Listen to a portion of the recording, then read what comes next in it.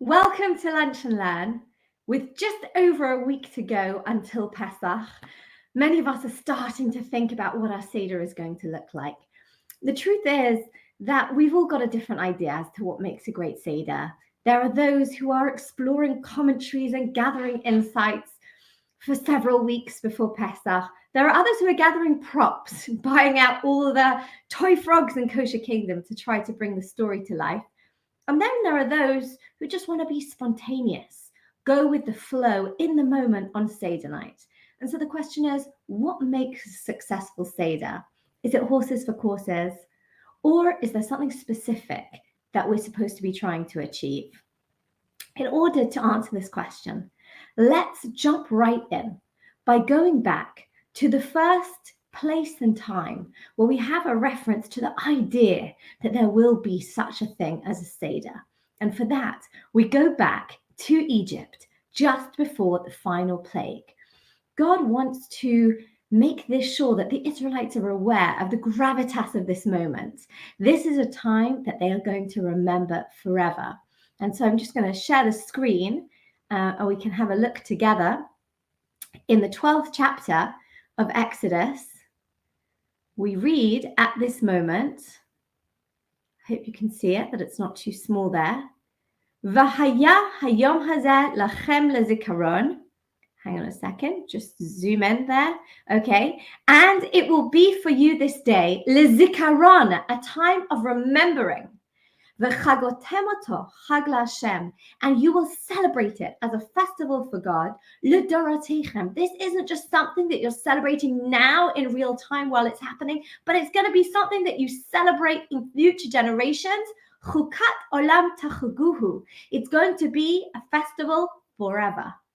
And this same idea is something that Moses invokes a little bit later as the people are leaving Egypt. And you can see this in number 2. Vayomer Moshe el ha'am, and Moses said to the people, Zachor, remember et hayom hazeh, this day, asher yatsatem mimitzrayim, that you left Egypt, mibet avadim, the house of bondage, ki b'chozek yad, it was with a strong hand, hotzi Hashem etchem mizeh, that God brought you out from this, v'lo yachel chametz. This is the importance of remembering. Sometimes when we're going through something, we don't realize, especially something that's traumatic and awesome, we sometimes don't realize that this is a moment that we're going to remember forever. And this is what Moses is bringing to their attention. But he doesn't stop there. He says to them, Hayom, this is happening today. Atem yotzim, you're going out, b'chodesh ha'aviv, in the month of spring. And of course, this was literal spring. The people were leaving in the season of spring. And this is still today. Of course, we always, this year specifically, it's a leap year because we wait until it's spring to keep Pesach. But it was also a metaphorical spring. Things were beginning to blossom. There was going to be a future. And this is what Moses is alluding to. What will Pesach look like? Will it still be relevant to the Jewish story when slavery is so far away from their reality? And so it's with this that he continues to whet their appetite as to the bright future that lies ahead for them, and yet how Pesach will still remain relevant. And he says the following, V'haya ki yaviacha Hashem al Eretz HaKnani, I'm in verse 5 over here, and it will be when God brings you to the land of Israel, which was then inhabited by HaKanani, VaHachiti, VaHaEmori, VaHachivi, VaYevusi, the nations that were inhabiting it at the time. But this was the land that God swore to your ancestors even before you became slaves. There's a historic relationship and promise here. Latet lach eretz zavat chalav udvash, that God promised to give you a land flowing with milk and honey. Moses is saying, this is a story of rags to riches. But what's it going to look like when you are no longer in the state of rags? You're living as a nation state, autonomous, in an affluent land that's flowing with milk and honey, and yet, you will still keep this service, b'chodesh hazeh. You will mark Pesach every year in this month. What does this mean? What is this service that we're being told to have? What does the ritual look like? And so you can see it continues in verse 6. Shivat yamim ta'achal matzot. For 7 days you should eat matzah. Uvayom hashvi'i chag l'Hashem. And the 7th day will be a festival to God. Chol Hamoed is finished, etc. Matzot ya'achel et shivat hayamim. Matzot should be eaten for 7 days. V'lo yereh lecha chametz. And you shouldn't see any chametz. V'lo yereh lecha sa'ar b'chol gvulecha. And there should be no leaven in your property. And so this is what the ritual looks like. In addition to eating matzah and not having chametz, it could be that children are going to look around and they're going to say, why is it that there's no chametz around? Why is it that we're eating matzah? Perhaps prompted by that. Or even if they don't ask the question, this is the part you can see underlined. And you should tell your child on that day, lemar, saying, it was for this that God did these wonders for me when we came out of Egypt.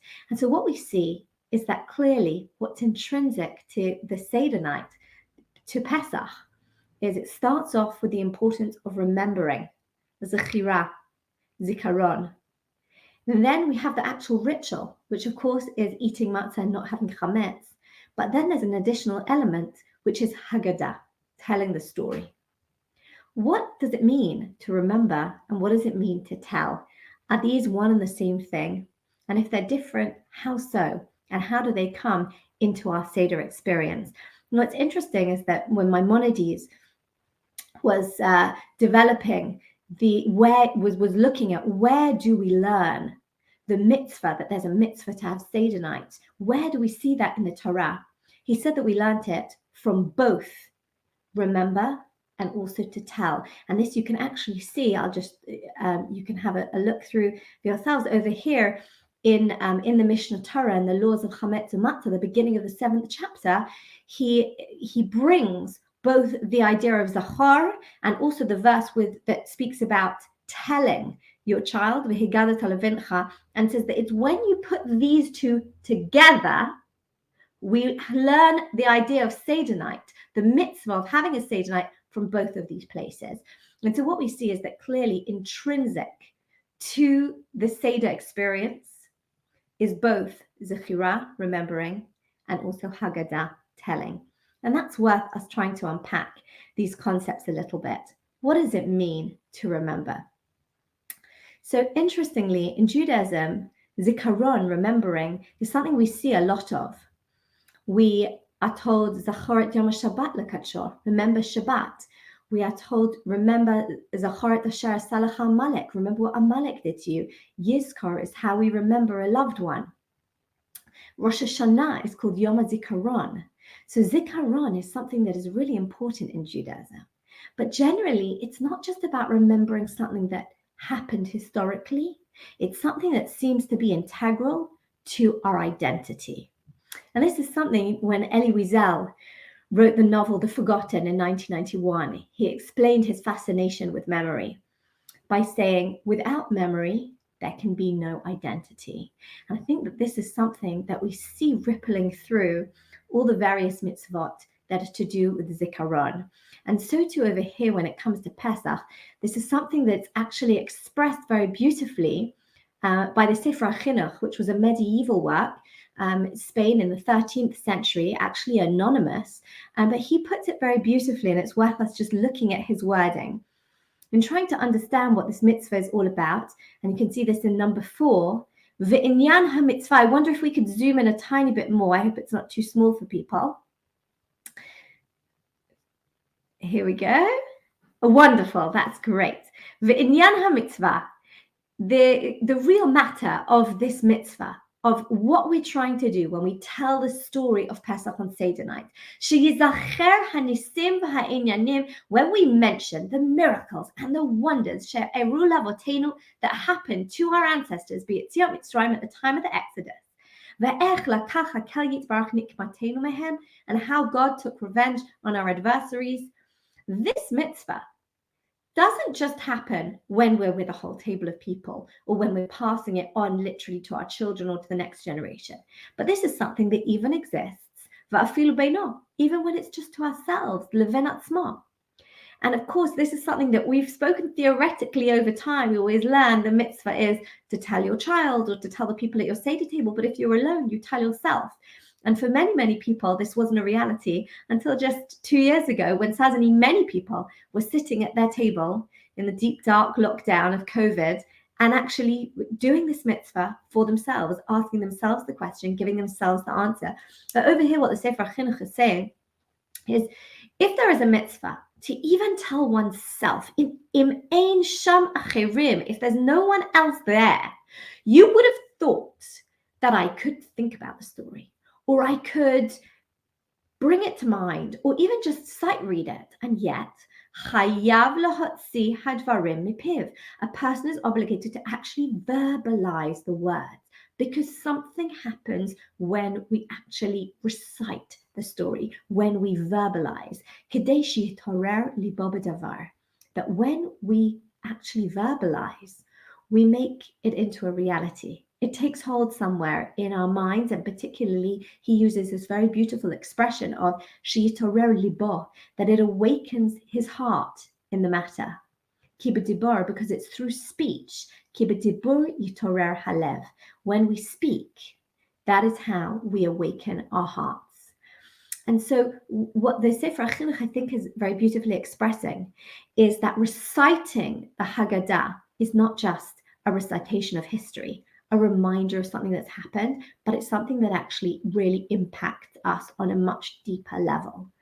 Just like Elie Wiesel said, without memory, there can be no identity.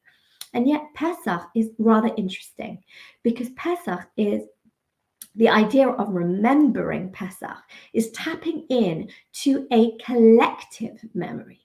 Now, if we think about memory, memory is something that is so subjective. We could be at the same event and remember totally different things. I'll remember what spoke to me, you'll remember what spoke to you, or I might not even remember it at all, and you might remember it very clearly. So memory is so subjective. Here, a nation is being told to remember something. There's something needs to be almost uniform about it. And that is something much harder to capture. And so there's a question of, how do we tap into this active remembering when it's something that's on a national level? And I think that this is brought to life in the Haggadah through the character of Rabban Gamliel. Now, Rabban Gamliel was the first Nasi, the head of the Sanhedrin in Yavne following the destruction of the Second Temple. And this question of how to preserve Jewish history, even in changing, uncertain times, I think really troubled him. And you can see it underlying a lot of the legislation that he passed during his lifetime. But when it came to Pesach, the legislation that he passed was extremely bold. And we mention it in the Haggadah.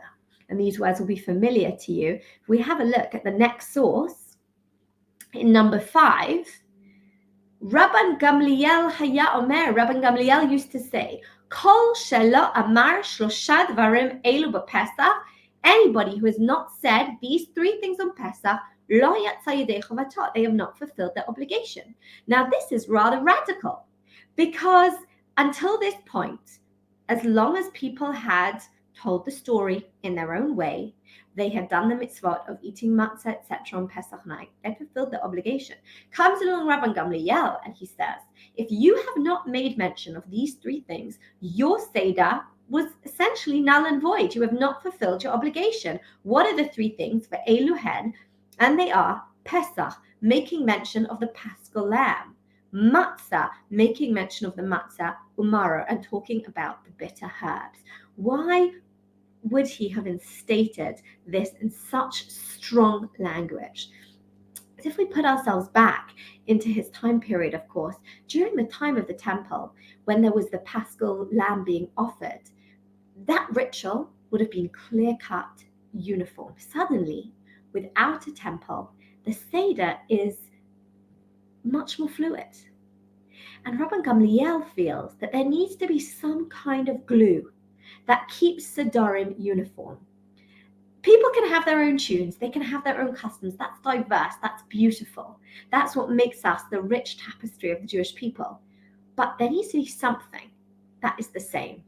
And over the passage of time, suddenly, Sedarim all over the world are going to look radically different to each other, to the point that they may even be unrecognizable. And so therefore, Rabban Gamliel says, we need to have something that stays the same. And what are these three things, these central things going to be? Pesach, Matzah, and Maror. How interesting. What does he put first over here? He puts the Pesach first. Now, of the things that we do at Seder, of course, we eat the matzah, we eat the bitter herbs, but the Paschal lamb, that's just something we make mention of. It's, of course, not something that's functional anymore. And so almost perhaps purposefully, Rabban Gamliel puts it first, lest we forget. He wants to really emphasize the importance of remembering the past, because it's only through remembering the past that we can understand who we are today. And really, this reminds me of the story of my wonderful friend and inspiration, Betty Bloom. Betty was 9 years old in 1939. She left her family home in Berlin with her older sister, Ruth, and they went to Belgium, and she was sent alone just before Pesach to spend some time with a Flemish family in the Belgian countryside.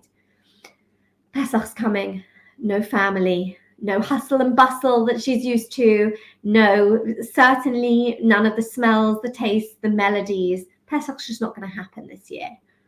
And yet Betty knew one thing. She needed to eat matzah on Pesach. And so she turned to her host family and she said, I can't eat anything. I can't eat chametz, I need matzah. And the committee that were responsible for her suddenly faced with a child who's not eating. And so they made it their mission to search the city until they found one box of matzah that they brought to Betty. And Betty, as a 9-year-old, was given this box of matzah that she ate on Pesach. And, I've asked her, how did you, as a 9-year-old, have that determination, the faith to cling on to matzah? Didn't just say, oh, it's just not going to happen this year. My parents are not with me. My siblings are not with me. I'm away from everything and anyone I know, any kind of normality, and yet you still clung on to the matzah. And I wonder if there is something of that spirit of Rabban Gamliel, which is to say, normally at Pesach, our parents pass on to us the story. They take the past and they hand it to us and they bring it into our present. In the absence of parents, that happened over the matzah. This is Zikaron, is that through the matzah at that time, even being separated from parents, from everybody that were the link in the chain back to Jewish history, the matzah told the story in a certain way.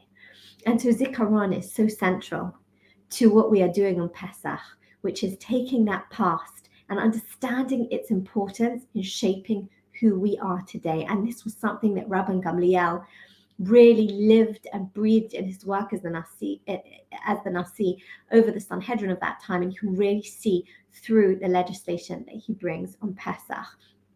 But we don't stop there, because of course we have this additional element on Seder night that we are not just remembering, but we also have to tell the story, the Haggadah Levincha, this element of Haggadah. Now, much has been written about the art of storytelling, but when we tell a story, we adapt that story to the audience we're talking to. When we tell a story, we dramatize, we simulate, we imagine, we dare to dream. The art of storytelling is something that is so subjective. It takes us into a different world. We're going to tell the story, whatever story we're telling, we're going to tell it differently depending on who is sitting in front of us. And on Seder night, that is our challenge. It's to be able to not only recount the past, but to be able to put it in such a way that it talks to the people that we are sitting around the table with. And that is how we're going to be successful storytellers. And we see this in the Haggadah through the personality of Rabbi Akiva at the famous Seder of the 5 rabbis that we read about right at the beginning of the Maggid section. So let's just refresh our memories for a second here. You can see it in number 6. Ma'aseh, it happened once. And of course, this is brought us as the case study of even the greatest rabbis, who of course know the story of the Exodus, even they have an imperative to sit down on the night on Seder night and talk about the story and debate the story. And here we have the case in point of what happened. Ma'aseh happened. But Rabbi Eliezer, Rabbi Yoshua, Rabbi Elazar ben Azariah, Rabbi Akiva, Rabbi Tarfon. Here are the 5 rabbis. Shahayu mesubin b'Bnei Brak, and they are reclining. They are having Seder in Bnei Brak. V'hayu mesaprim b'Yetziat Mitzrayim kol hato halayla, and they were telling the story of the Exodus the entire night. Totally carried away, lose track of time. They're immersed in the world of the narrative of the Exodus. Ad sheba'u talmideihem, until their students came. Va'amru lahem, and they said to them, Rabboteinu, our rabbis, higia zman kriyat shema shel shacharit. It is already time to read the Shema of the morning. You've been going all night. You lost track of time. You've pulled an all-nighter. What happened here? That they lost themselves so much in the narrative. And of course, the epilogue to this story is that Rabbi Elazar ben Azariah exclaims, Harei ani kaven shivim shana, I am like a 70-year-old man, velo zachiti, but yet I've never merited to have a Seder like this. What was he saying? So it's interesting where the rabbis were for this Seder. They were in Bnei Brak. Bnei Brak was the hometown of Rabbi Akiva. Rabbi Akiva invites his colleagues to his home. Of course, when you host, you do things your way. And it's an opportunity for your guests to see the way that you do things and to experience. You invite your guests for Friday night, they're going to experience Friday night at you. Your Friday night cuisine, your Friday night atmosphere. So too over here, Rabbi Akiva invites his colleagues to experience Seder at him. And whilst this for us seems like a very normal sounding Seder, actually it was rather radical for the time. From other sources, it would seem that what used to happen on Seder night was that the discussion, the Magid element of the Seder, was spent learning and darshaning out the laws of Pesach. Rabbi Akiva changes the emphasis, that instead of learning the laws, they were talking about the story. So for example, we have a Tosefta where we hear actually about Rabbi Gamliel that we just saw, who is in the city of Lod. And he also stayed up the whole night, but there they were learning the laws of the Paschal Lamb. Contrasts to over here, where clearly they were discussing the narrative. Rabbi Akiva challenges the status quo, and he says, we need to look at the Pesach story again. This is an ancient story, and yet its themes are so relevant to our times, to our challenges, to our struggles, to our dreams and our hopes. Let's talk about the story. And they find themselves in this immersive experience that goes on all night until Rabbi Elazar ben Azariah says, oh my goodness, I have never had a Seder like this, where we have poured ourselves into this narrative and found some kind of fusion between the past and between our hopes for the future. Now, whilst at this time, Rabbi Akiva was a dat yachid, he was a lone voice, really. Ultimately, that maverick thinking was what actually held out, that now, how do we celebrate Seder? We all talk about the narrative, because Rabbi Akiva was suggesting something extremely powerful, which was we need to take the past and see how we can spin the past to speculate about its significance for our future. So what we see is that Rabbi Gamliel and Rabbi Akiva essentially represent two sides of the same coin, perhaps. Rabbi Gamliel is the scholar. He represents delving into our history to understand and appreciate our present. It's an objective, methodical, rigorous process. Rabbi Akiva here represents the storyteller. It's a subjective, emotive, passionate experience, and it's one that focuses on how the past affects the future. Sometimes these two elements or emphasis, the two different perspectives, could feel like they are almost dueling. But if we can find a way to fuse them together, then what we'll find is that we will have the zikaron that Rabban Gamliel wanted to teach, which takes the past and shows how it connects to the present. And we will also have the Haggadah aspect that Rabbi Akiva wanted to bring front and center, which will fuse it together with the future. And we will have created a bridge, a chain from the past to the present to the future. Now, let's add one element onto this, which is if we can understand that we have these two parts, we have Zikaron, remembering, and we have Haggadah, telling. We see this in another way in the story of Pesach, and that is something really quite remarkable, that Pesach is our festival of freedom, right? And yet, nowhere in the narrative of the Exodus do we see that word freedom used. Chofesh doesn't say it anywhere.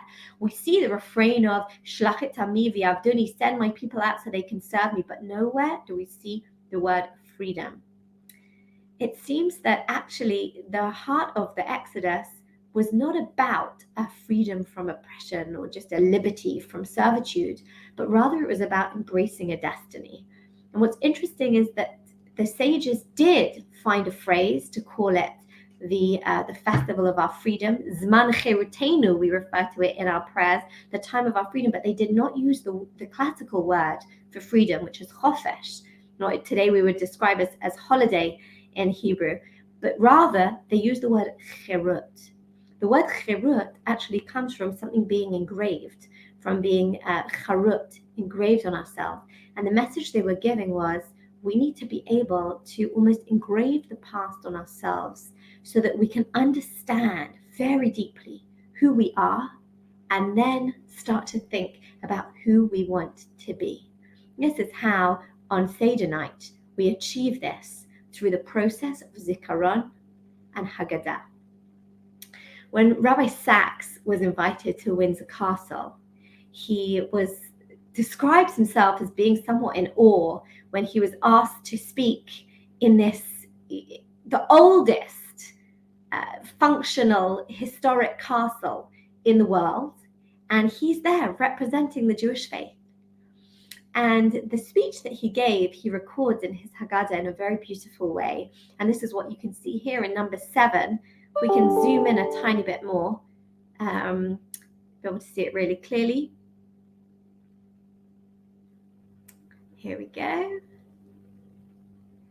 Jews will never own buildings like Windsor Castle. We're not that kind of people. But we own something that is, in its way, no less majestic and even more consecrated by time. The Jewish castle is built not of bricks or stone, but of words. But it too has been preserved across the centuries, handed on by one generation to the next, added to and enhanced in age after age, lovingly cherished and sustained. As a child, I knew that one day I would inherit it from my parents as they inherited it from theirs. It's not a building, but it is, nonetheless, a home, a place in which to live. More than it belongs to us, we belong to it. And it too is part of the heritage of mankind. What we have is not a physical construction, but something else, a story. It was given to me by my parents when I was a child. I received it on the festival of Passover. The reason why I think that this image of Windsor Castle is such a powerful one is because when you stand outside Windsor Castle and you reflect that the building tells a story of 1,000 years of British history, there's a real sense of awe.